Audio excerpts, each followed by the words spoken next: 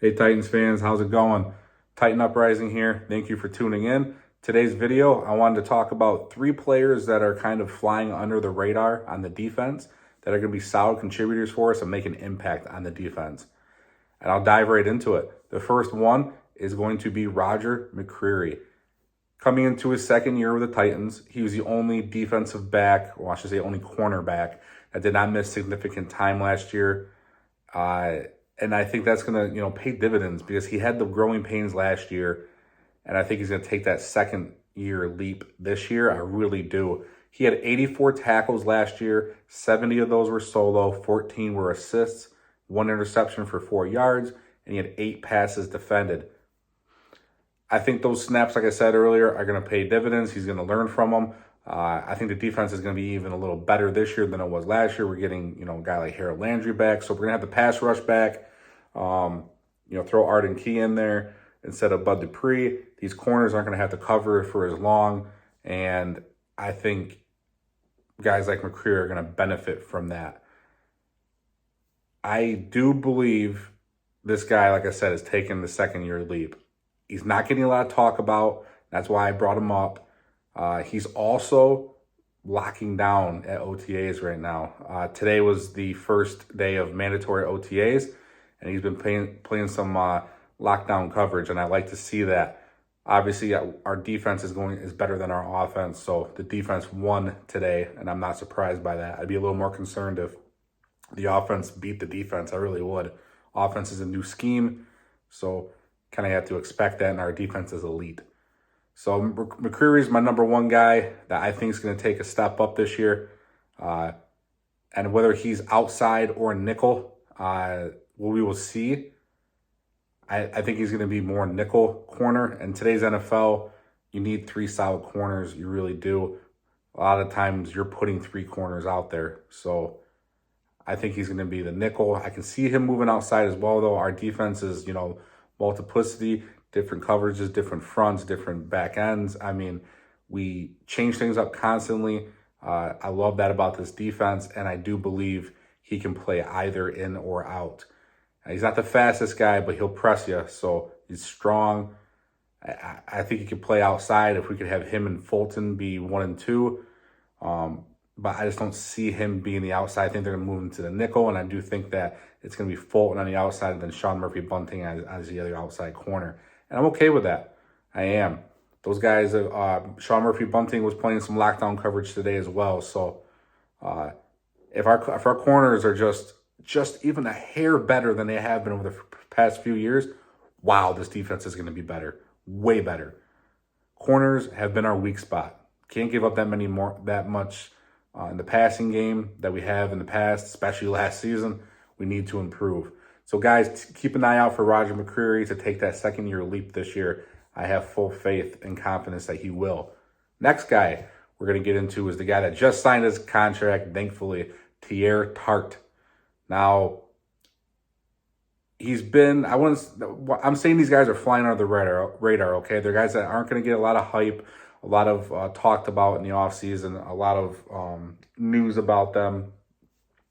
And you haven't really with Pierre Tartt unless it's been about the contract. And he signed his tender, and, he was out there playing without signing his tender, and he had to sign a liability just to play in case he got hurt. I like that. That's commitment. Those are voluntary practices that he signed that for. And then, obviously mandatory comes up and he signs the contract and we have him for 1 year. This guy's an undrafted guy for us. He's been a gem. He's been a big run stuffer for us. I like it that he did that. It shows me nothing but confidence in him and that he cares about the game and he cares about winning and he cares about playing and the chemistry with his teammates, and I can go on and on. That's such a big character thing for me that he did that. Now, last year he had 34 total tackles. 20 were solo. 14 were assists. He had 1.5 sacks, 1 fumble recovery, 1 interception. I still love that interception he got. You guys got to watch that. He had 6 passes defended, and he had 8 stuffs. So that guy getting his big paw up there, swatting the ball down, stuffing the run. He's a run stuffer. He's a run stuffer defensive lineman that we got 1.5 sacks out of. That's okay. If he could get up there with, double-digit run stuffs and, maybe 3 or 4 sacks, that's even better. I think he's going to get better. All the injuries, remember last year, even Jeffrey Simmons was playing banged up. And then we're going to get, like I said earlier, Harold Landry back. We're going to get Arden Key instead of Bud Dupree. So I do think a guy like this can benefit. The whole defense is going to benefit from those guys coming back healthy. As far as Landry, and then Simmons will be fully healthy this year. So getting those guys, and then like I said, Dupree finally being out of there, that just makes such a huge difference. And it frees up guys like this. Okay, it really does. You can't focus on a guy like Pierre Tartt as much as you were last season because now you got superstars around him, and this guy's going to benefit from it. He's going to continue to be our run stuffer. And he's flying under the radar, I think. He's a favorite of mine. I like the undrafted guy. I really do. I like that these guys make the team and make a name for themselves. And he's been with us for 3 years. His totals here are 55 total tackles, 32 solos, 23 assists. He didn't really get into the sack department until last year. Same thing with fumble recovery and interception. So he's been improving every year. Last year was definitely his best year. And I can't wait to see what year 4 has in store for him. I think he makes another leap forward this year. Like I said, guys, don't be surprised if he has 10 stuffs and 3-4 sacks this year. Maybe a forced fumble recovery. Love to see him get the interception again. That'd be great. I don't know if that will happen. But definitely look for him to have at least another 5, 6, 7 passes defended too, getting that big paw up there and swatting those balls down before they can get past him into the secondary.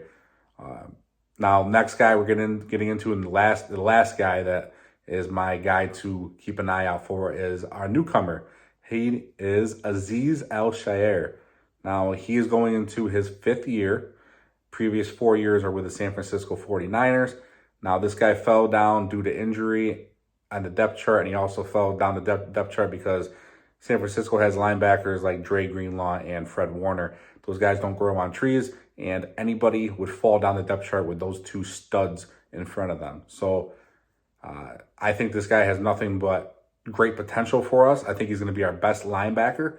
Now, 2022, like I said, he was hurt a little bit and he fell down the depth chart. But 2021, when he was a starter, I'm going to tell you his stats here. He played 13 games, but he had 102 total tackles, guys. 58 solo, 44 assists.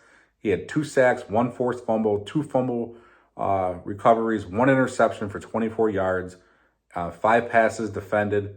He had 5.5 stuff runs too. So this guy, we're going to get those type of numbers from him in 2021. We're going to get, an interception or 2, a few sacks, forced fumble, passes defended.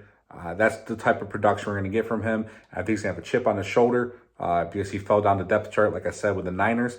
And I think he's going to love it. And I think he's able to fly around the football. They have him in coverage, obviously, with the interception. And he can get to the quarterback. He can tackle. We need a linebacker that can do those things because our linebacker core is the weak spot of our defense. And we're going to need this guy to step up. I hope that he ends up wearing the green dot and calling the plays on the defense because we need this guy to. We need this guy to step up, show out this year, and then we sign him for another 4 years down the road because we have an abundance of cap space, just under $100 million next year, freed up cap money. So I'd like to see him, light it up, get the contract extension next year, and then we have one of our linebackers inked for a long time. Now, those are my 3 guys. There's other guys that I thought about putting in there. I thought about like an Arden Key, but he's been getting a lot of talk, right? A lot of hype around Arden Key. I thought about putting in Monty Rice, but there's been talk about him, stepping into that role finally, and we did see him a little bit last year. So I really did bounce between Monty Rice and Azeez Alshidi, but I decided to go with Azeez instead. But those are my 3 guys: Raj McCree, Pierre Tartt, and Azeez Alshidi. What do you guys think? Let me know. Comment down below. Those are the 3 guys that I say are going to be flying under the radar this year on the defense, and they're going to make an impact, and a significant impact at that. And they're going to take this defense into, and I'm going to say it, guys, top 5. This defense is going to be a top 5 unit, and I'm calling it right now, and I'm sure you Titans fans agree with me as well. For people that aren't Titans fans, they're going to be like, I don't know about that top 5 thing right there, but watch out for them. This defense is going to be lights out this year. And we'll talk soon, everybody. Tighten up.